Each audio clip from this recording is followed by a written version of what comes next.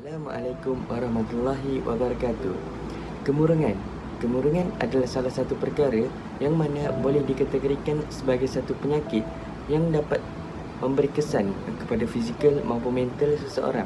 Kemurungan biasanya terjadi terhadap golongan-golongan remaja disebabkan masalah sekeliling mereka. Pada masa kini, masalah kemurungan sering kali dibicarakan oleh masyarakat. Hal ini kerana peratus remaja yang mengalami masalah kemurungan meningkat dari semasa ke semasa. Persoalannya, apakah itu kemurungan? Kemurungan merupakan sejenis gangguan perasaan yang boleh menyebabkan seseorang itu berasa sedih yang berpanjangan ataupun berasa keletihan dan tidak mempunyai tenaga untuk melakukan aktiviti harian. Selain itu, seseorang itu akan menjadi cepat marah walaupun disebabkan oleh perkara yang sangat remeh.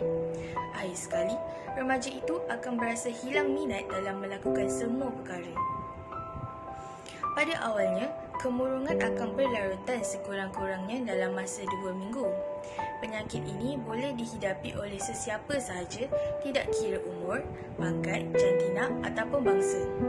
Kemurungan boleh berlangsung sehingga berbulan-bulan, malahan bertahun-tahun. Tanda-tanda kemurungan dalam kalangan remaja ialah seseorang itu berasa sedih, pilu dan sepi yang berpanjangan. Yang kedua ialah seseorang itu mengalami gangguan tidur, sukar tidur atau dikenali sebagai insomnia atau berlebihan tidur. Ketiga ialah dia berasa cepat letih, lesu dan tidak berminat atau bertenaga. Seterusnya ialah selera makan terganggu, hilang selera makan atau makan berlebihan tanpa kenikmatan. Seseorang remaja yang kurang berkeyakinan diri juga merupakan tanda-tanda kemurungan. Seterusnya, dia seorang yang sensitif, pendiam dan suka mengasingkan diri. Selain itu, seseorang itu juga berasa tidak tenteram dan cepat marah. Seseorang remaja itu juga mengalami kurang daya tumpuan dan suka membuat keputusan. Dan akhir sekali ialah seseorang remaja hilang minat atau keseronokan terhadap hobi dan aktiviti-aktiviti lain yang biasanya mendatangkan keseronokan. Seterusnya, saya akan menerangkan punca-punca kemurungan. Punca kemurungan yang pertama adalah stres. Rasa stres ataupun kehilangan seseorang yang disayangi boleh menjadi faktor risiko untuk penyakit kemurungan berlaku. Selain itu, mereka yang sudah dewasa dan mempunyai penyakit yang membawa kepada kecacatan ataupun ketidakmampuan untuk mengurus diri akan menyebabkan rasa tidak berguna dan mereka boleh menjadi murung. Punca kemurungan yang kedua adalah genetik, iaitu daripada keturunan. Mereka yang mempunyai adik-beradik ataupun ibu bapa yang mengalami penyakit kemurungan akan mempunyai 3 kali ganda untuk mendapat masalah tersebut juga. Punca kemurungan yang ketiga adalah berpunca daripada penyalahgunaan dadah. Tahukah anda, apabila seseorang mengambil dadah dengan cara yang salah, bahan kimia dalam badan tersebut akan bertindak balas dengan sel otak, lalu menyebabkan kemurungan yang tidak dapat dikawal. Selain kemurungan, dadah juga boleh menyebabkan individu berhalusinasi dan tidak dapat membezakan realiti dan fantasi. Dan punca kemurungan yang keempat adalah kekurangan sokongan keluarga dan sosial. Sokongan dari ahli, keluarga dan kawan yang terdekat adalah sangat penting bagi seseorang individu yang mengalami kemurungan. Bahagian seterusnya ialah kesan kemurungan terhadap remaja. Terdapat pelbagai kesan kepada individu yang menghadapi kemurungan. Antaranya ialah kurang keyakinan diri, kegagalan dalam akademik dan kesukaran menguruskan konflik keluarga dan hubungan dengan orang lain. Selain itu, kemurungan juga akan menyebabkan seseorang mengasingkan diri daripada masyarakat, melakukan tingkah laku yang mencederakan diri sendiri dan cenderung untuk membunuh diri.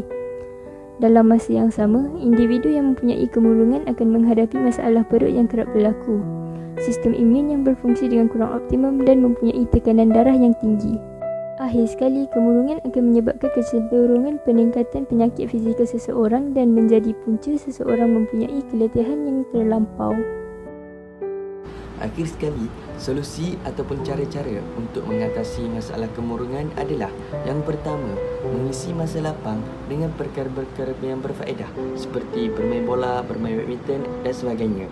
Yang kedua adalah kerap berjumpa dengan orang-orang yang dipercayai, antaranya seperti kaunseling ataupun pakar-pakar motivasi yang terbaik. Yang ketiga adalah berfikir secara positif. Berfikir secara positif dapat memberi kita ilham untuk mengelakkan diri daripada kemurungan, yang akhir sekali adalah meluangkan mangsa dengan orang yang tersayang, iaitu keluarga. Keluarga adalah salah satu tempat untuk kita mengadu ataupun tempat kita berpaut ketika kita susah. Secara kesimpulannya, ibu bapa perlulah mengambil berat terhadap anak-anak mereka kerana kebanyakan remaja yang mengalami kemurungan adalah disebabkan tidak mendapat perhatian dan kasih sayang yang secukupnya. Hal ini kerana ibu bapa mereka yang tidak menghiraukan keadaan anak mereka kerana terlalu sibuk dengan urusan bekerja. Seterusnya, sikap ibu bapa yang tidak mengambil peduli tentang pendapat anak mereka juga boleh menyebabkan anak mereka mengalami kemurungan, yang menyebabkan anak-anak mereka berasa tertekan dan tidak bebas untuk mengemukakan pendapat mereka sendiri. Oleh itu, sebagai ibu bapa yang prihatin, mereka perlulah memberikan kasih sayang yang secukupnya kepada anak-anak mereka supaya anak-anak mereka tidak mengalami masalah kemurungan.